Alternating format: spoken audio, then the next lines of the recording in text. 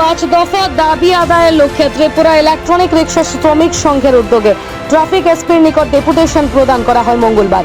সংঘের জনৈক শ্রমিক জানিয়েছেন, ট্রাফিক কর্তৃক ইলেকট্রনিক রিক্সা হয়রানিমূলক ছবি তোলার মাধ্যমে জরিমানা আওতায় আনা বন্ধ করা হোক।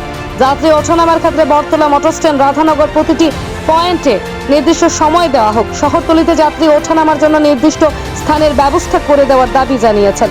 পাশাপাশি যতদিন পর্যন্ত পরিবহন দপ্তর কর্তৃক ফিটনেসের জরিমানা মকুব না হচ্ছে ততদিন পর্যন্ত ইলেকট্রনিক গাড়িকে জরিমানা করা যাবে না এবং প্রতিটি পয়েন্টে ট্রাফিক কর্তৃক লকারের মাধ্যমে গরিব শ্রমিকদের দীর্ঘক্ষণ আটকে রাখার প্রথা অবিলম্বে প্রত্যাহার করারও দাবি জানিয়েছেন।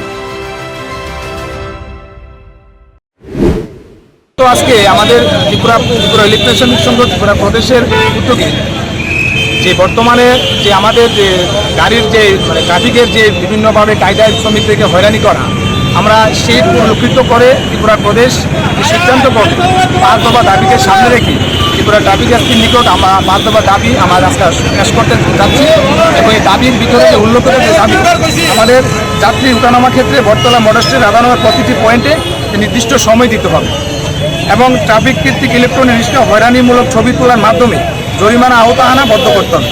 মূলত যে বিষয়, যতদিন পর্যন্ত পরিবহন দপ্তর কর্তৃক ফিটনেসের জরিমানা মকুব না হচ্ছে ততদিন পর্যন্ত ইলেকট্রনিক গাড়িকে জরিমানা করা যাবে এবং প্রতিটি পয়েন্টে ট্রাফিক কর্তৃক লকারের মাধ্যমে গরিব শ্রমিকদের দীর্ঘক্ষণ আটকে রাখার কথা অবিলম্বন প্রত্যাহার দাবি আমরা রাখছি।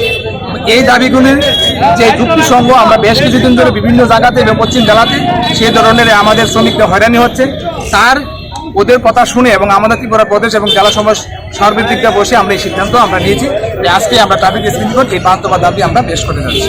যদি তারপরেও কোনো ধরনের উত্তর না আসে ট্রাফিক দপ্তর থেকে, তাহলে কি ধরনের আন্দোলন হবে?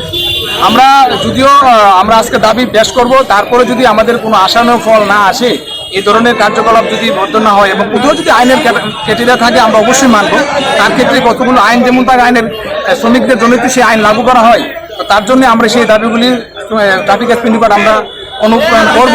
তারপরেও যদি এগুলি এসপি সংশোধন না হয়, তাহলে আমরা আগামী দিন ত্রিপুরা প্রদেশ এবং জেলা সার্বিক নেতৃত্ব, আমাদের সর্বভারতীয় নেতৃত্ব সবার সাথে আলোচনা করে আমরা আগামী দিন স্টেপ আমরা নেব।